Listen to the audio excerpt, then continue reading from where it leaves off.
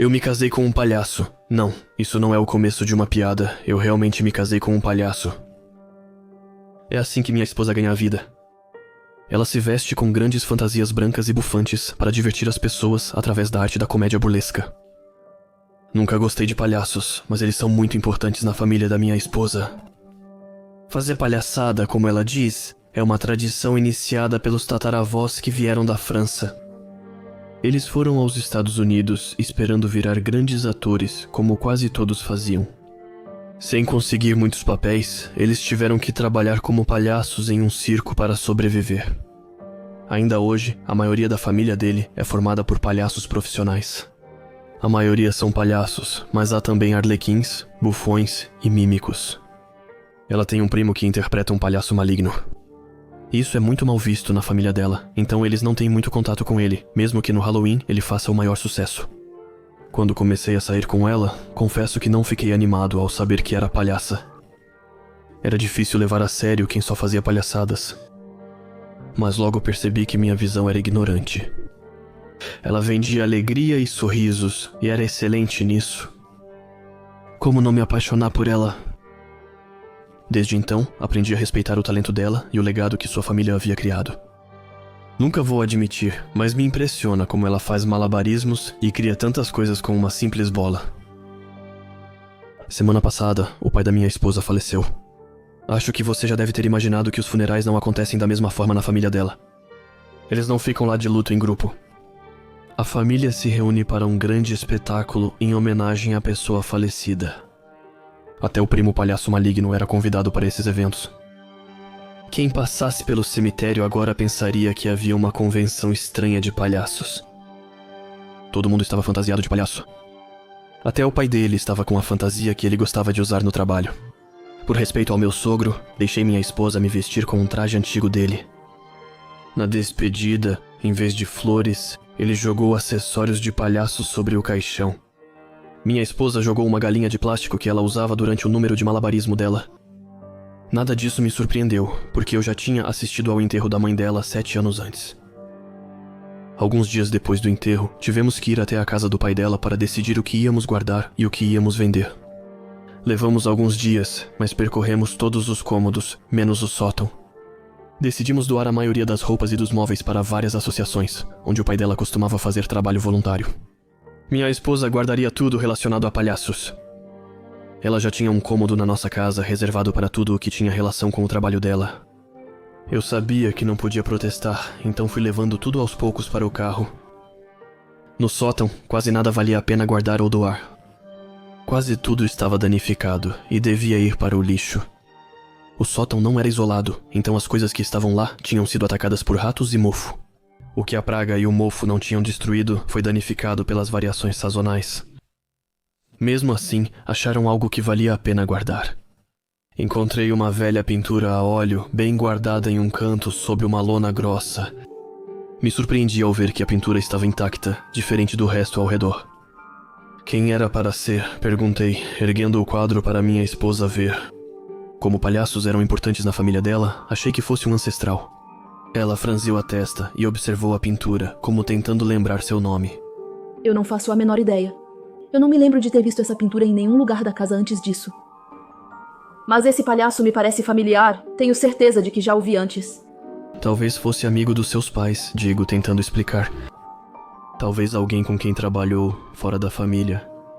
Minha frase trouxe lembranças para ela. Ah, é isso, eu me lembro. Eu tinha 5 ou 6 anos quando meu pai sugeriu que ela morasse conosco. Algo ocorreu com a família dela. Acho que foi um incêndio ou algo assim. Ela foi a única que sobreviveu. Lembro que ele parecia um pouco ingênuo, como uma criança presa no corpo de um adulto.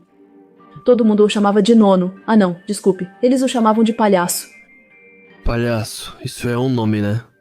Acho que isso começou como uma brincadeira. Não acho que ele percebia que os outros palhaços zombavam dele ao chamá-lo assim. Ah, eu não sabia que palhaços podiam ser tão cruéis. Alguns são. Por isso meu pai pediu pra ele morar com a gente. Ele sentia pena dele, ele não ficou muito tempo com a gente. Um dia, ele estava lá e no dia seguinte, não estava mais. Acho que ele esqueceu isso ao sair. Ela disse, apontando para a pintura. Na época, achei que meu pai tinha conseguido um lugar para ela, mas nunca mais a vi. É tão distante que quase esqueci. A pintura era um retrato de palhaço. Ele tinha diamantes vermelhos ao redor dos olhos esbugalhados e um círculo vermelho na boca sorridente. Era visível uma mecha azul no topo de seu crânio calvo. Em vez do nariz vermelho, ele usava um verde claro. O restante da pele estava pintado de branco. Só era visível a gola bufante dourada caindo sobre seus ombros. O que faço com isso? Perguntei à minha esposa. Eu gosto dele, coloca no carro. Eu sabia que ela ia me dizer algo assim. Ele me deixava desconfortável. Eu rapidamente considerei quebrá-lo para poder jogá-lo no lixo. Mas não podia fazer isso, pois era uma lembrança dela com o pai. Coloquei o quadro no carro e depois voltei para terminar de limpar o sótão. Ao voltar para casa, deixei tudo na garagem para minha esposa organizar depois. Retirei a pintura do carro, encostei-a na parede de cabeça para baixo para não vê-la. Eu não gostava nem um pouco da ideia daquela coisa me olhando toda vez que eu ia até o carro. Na manhã seguinte, saí para o trabalho e tudo ainda estava no lugar. Tudo, menos a pintura. E a pintura não estava mais de cabeça para baixo. O palhaço me encarava ao eu entrar na garagem. Pensei que minha esposa provavelmente tinha vindo virá-la em algum momento. Voltei para casa 8 horas depois e notei que quase todas as caixas do meu falecido sogro haviam sumido. Isso significava que minha esposa tinha trabalhado duro e guardado tudo enquanto eu estava no trabalho. Até a pintura sumiu, indicando que ela a levou para dentro de casa. Antes de falar, acostume-se com isso por alguns dias. Foi o que minha esposa me disse enquanto eu ia para a sala de estar. Eu parei imediatamente quando notei o retrato do palhaço. Sorrindo, pendurado acima do sofá. Você acha disso? Ela perguntou hesitante. Acho que está tudo bem, suponho. Eu não queria magoá-la. Vamos tentar por uns dias e ver se acostumamos. Ela pulou em mim, me abraçou e beijou minha bochecha. Ah, obrigada, meu querido. De qualquer forma, eu não via problema nisso. Só usávamos a sala de estar quando recebíamos convidados. Só recebíamos convidados quando a família dela nos visitava. Como quase todos eram palhaços, certamente gostariam dessa arte. Se ela tivesse tentado pendurar essa monstruosidade no nosso quarto, acho que ela sabe que eu teria colocado instantaneamente na garagem. Eu realmente não prestei atenção à pintura nos dias seguintes. Acho que meu subconsciente me impedia de olhar para ela. É uma daquelas pinturas que não importa o ângulo de onde você olha, dá a impressão de que ela está te encarando. Isso me incomodava, mas toda pintura assim me causa isso. 3 dias após minha esposa pendurar o quadro, notei muito movimento na casa, na esquina. Não pude deixar de olhar ao sair da garagem para o trabalho. Havia carros de polícia e uma ambulância na entrada deles. Eu nunca conheci meus vizinhos, mas já os vi várias vezes no jardim. Você ouviu o que aconteceu com os Dalton? Foi o que minha esposa me perguntou, assim que abri a porta ao voltar do trabalho. Quem? Perguntei eu. Eu não sabia o nome dos vizinhos e só tinha contato com eles por um aceno ocasional. Os Dalton moram na esquina, Zack e Miriam, com seus gêmeos. Não. Eu já tinha respondido à primeira pergunta dele. Vi policiais e uma ambulância na frente da casa deles ao sair hoje cedo. Invadiram a casa deles ontem à noite. Alguém quebrou o braço do Zack, que pode ter traumatismo craniano. Ele deu um soco forte no olho da Miriam na frente dos gêmeos, que ficaram apavorados. A polícia acha que é a mesma pessoa que arrombou a casa deles há 2 semanas. Apenas balancei a cabeça, grato por não ter acontecido conosco. Naquela noite, eu me certifiquei de verificar todas as portas e janelas. Não tínhamos sistema de segurança, pois não morávamos em bairro perigoso. Os dias seguintes foram normais, os arrombamentos diminuíram e a vizinhança parecia menos tensa. Ainda assim, continuei checando portas e janelas todas as noites. Acho que deveríamos comprar um cachorro, disse minha esposa, me olhando ao abaixar o livro que lia. Parece ser bem mais trabalhoso do que um simples sistema de segurança. E eu disse... Eu sei, mas eu estava pensando que talvez eu pudesse endireitar o cachorro para que ele também pudesse participar do meu show. Sabe quando ele não precisa tomar conta da casa? A gente já tinha passado pela fase de eu quero um cachorro vários anos antes. Ao sabermos que não poderíamos ter filhos, pensei que ela já havia aceitado isso. Imagino que ela tenha pensado nisso durante todo esse tempo. E se a gente conversasse sobre tudo isso amanhã? Apaguei o abajur que estava na mesa de cabeceira e me enterrei nos travesseiros. A semana foi longa, só quero dormir. Você também deveria, já que tem apresentação amanhã, lembrei a ele. Isso... Não adianta fugir dormindo dessa conversa. Tomara que só sonhe com cachorros. Ok, e eu digo enquanto adormeço, desde que sejam cachorros silenciosos.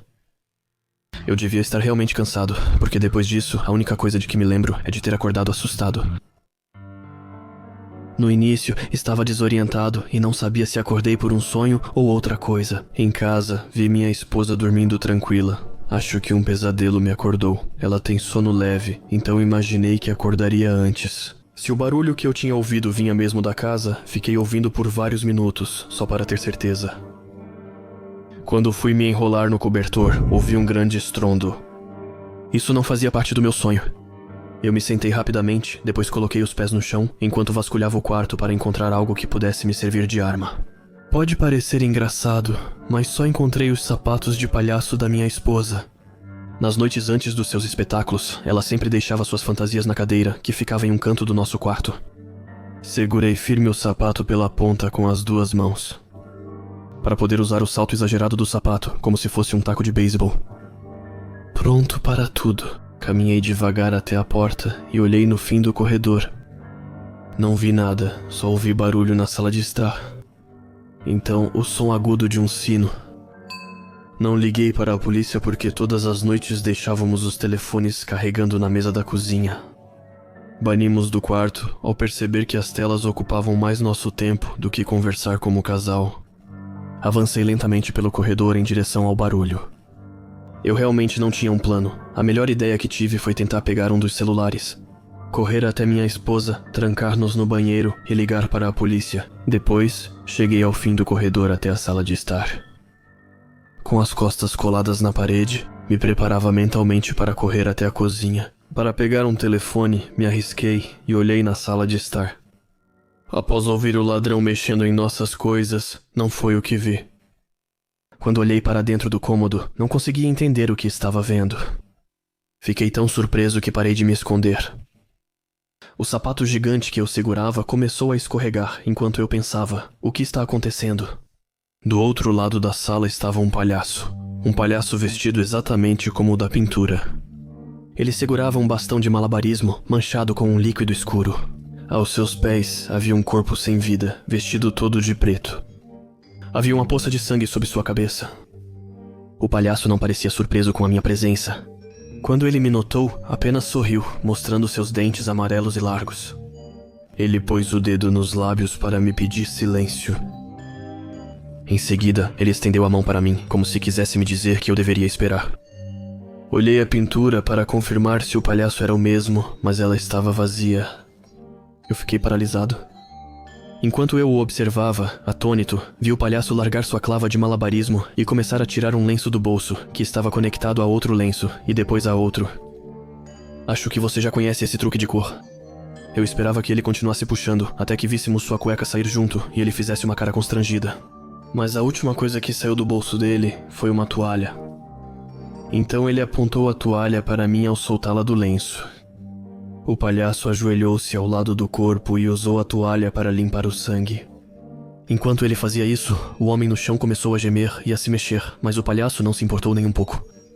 Ele pegou o bastão de malabarismo, girou no ar, pegou de volta e deu uma violenta bastonada na cabeça do homem. Ele me olhou, deu de ombros em sinal de desculpa e limpou o bastão antes de voltar a limpar o chão. Quando terminou, ele se levantou e me mostrou que a toalha estava perfeitamente limpa.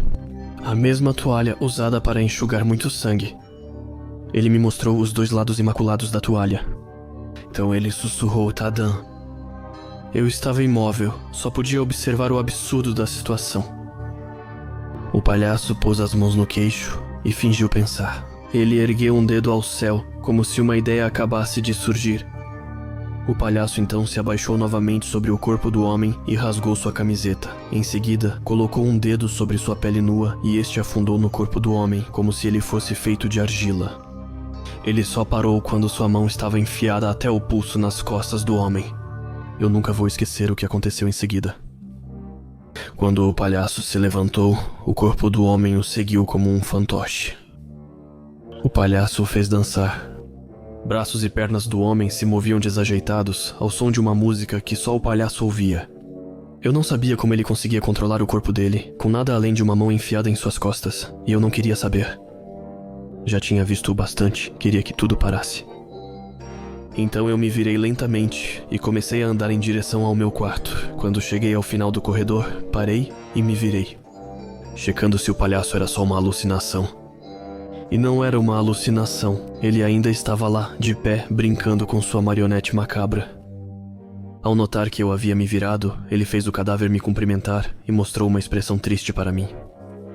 Voltei para a minha cama, puxei o cobertor e fechei os olhos. A última coisa em que pensei antes de dormir foi: quem precisa de um cachorro ou de um sistema de segurança quando se tem um palhaço para proteger a casa?